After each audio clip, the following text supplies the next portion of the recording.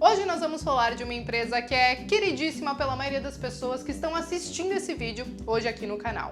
É a querida Ambev, que eu sei que muita gente entrou em desespero aí nas últimas semanas porque ela teve uma queda bem acentuada. Mas tem um ponto positivo nela, que ela é uma empresa de consumo não cíclico. Ou seja, se você tá triste, você vai lá pro bar, você bebe. Se você tá feliz, você ganhou muito dinheiro na bolsa, você vai lá e bebe também pra comemorar. Se for de menor de idade, se contenta com um guaranazinho que tá tudo bem. De qualquer maneira, a gente teve sim alguns pontos do balanço de Ambev que foi divulgado aí nesse último mês que as pessoas não gostaram muito, que o mercado não gostou muito, e eu separei então alguns dados para trazer para vocês, para claro a gente avaliar se ela ainda assim pode ser uma boa empresa para a gente estar colocando a nossa grana ou não, é melhor a gente cair fora e pensar num outro ativo melhor. Antes de mais nada, eu vou pedir para vocês se inscreverem aqui no canal, deixarem o seu like e acionarem as notificações, porque toda vez que tiver vídeo novo, vocês vão ficar sabendo. E agora sim, gente, vamos para essa resenha sobre a Ambev, que não vai ser uma análise crítica ali, esmiuçando todo o balanço dela, apesar de que eu vou deixar o link para vocês aqui embaixo para vocês acessarem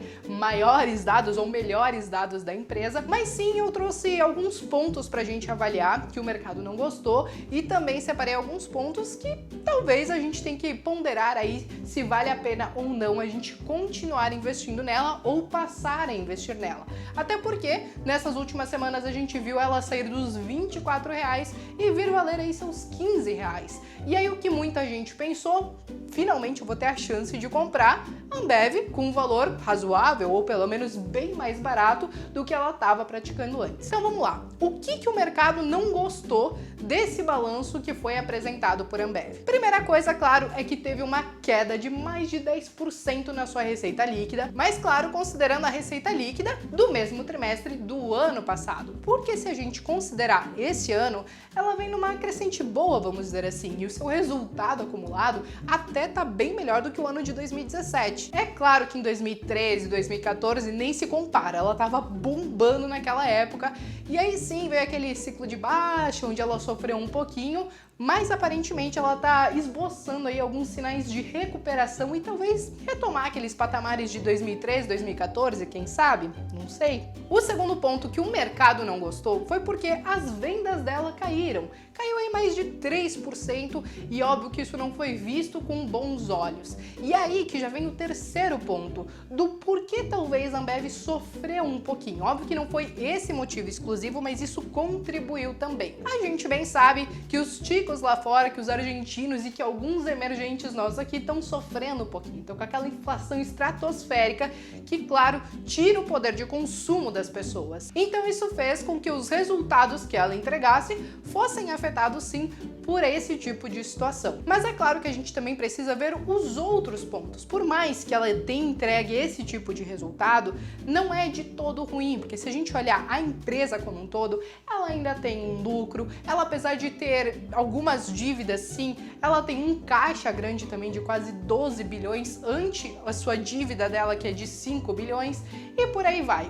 Também tem alguns pontos que a gente precisa avaliar para saber, será que eu vou colocar meu dinheiro nela ou não? A primeira coisa é que esse ano a Época Negócios premiou a Ambev como melhor empresa do ano. Deve ter algum motivo por trás de tudo isso, né? Outro ponto bem importante é a questão da governança da Ambev e até mesmo como os gestores que estão à frente dela estão lidando aí com essa situação do market share. Market share é a participação dela no mercado, no caso. A gente sabe que veio a Heineken aí, que talvez está querendo competir com ela e tem sim uma fatia grande no mercado, de mais ou menos 14%. A questão é que a Ambev não cruzou os braços e só viu isso acontecer. Eles estão sim batendo a concorrência de frente, inclusive apostando em algumas cervejas diferentes para bater aí de frente com uma Heineken, por exemplo, e sair daquele convencional que a gente conhece, que geralmente são as cervejas de boteco, né? Que eu sei que tem muita gente que realmente conhece. E por mais que ela tenha tido aí um recuo também nas suas vendas e tudo mais, ela teve um avanço na linha de refrigerantes. Teve alguns ajustes de preço também que ajudou nesse sentido. Então, por mais aí que a gente tenha pontos negativos, nós temos pontos positivos. Agora, uma coisa que a gente precisa avaliar antes de investir numa empresa assim é realmente como que ela se porta na bolsa de valores. Porque a gente sabe que tem ações aí que tem uma volatilidade extrema, que sobe, que desce, aquela loucura toda, e que por mais que teve dias aí que ela caiu mais de 10% num único dia, e claro que teve essa razão do balanço que foi entregue aí no último trimestre, ela não é uma empresa historicamente volátil. Ela não é uma empresa nem que cai muito, nem que sobe muito, a não ser quando acontece esse tipo de situação. Inclusive, muitos investidores que são mais conservadores e que gostam das famosas blue chips, que inclusive eu já fiz vídeo aqui no canal e eu vou deixar o link aqui em cima para vocês, eles gostam dessas empresas que são mais seguras e que talvez não são tão voláteis assim. E esse é o caso de Ambev. A única questão é que nós temos que avaliar que por ela não ser muito volátil e também não ter grandes valorizações, a gente pensa, então eu vou olhar para a questão dos dividendos. Só que o que aconteceu foi que nesse ano de 2018 os dividendos foram meio mirradinhos aí, pagando um pouquinho mais do que 3% sobre as ações. Mas se a gente considerar os anos anteriores aí, que ela entregou dividendos bem mais gordos, esse ano tá meio fraquinho mesmo. Claro que a gente precisa observar aí como vai ser o ano de 2019, talvez com a retomada da economia, se realmente a gente tiver essa retomada.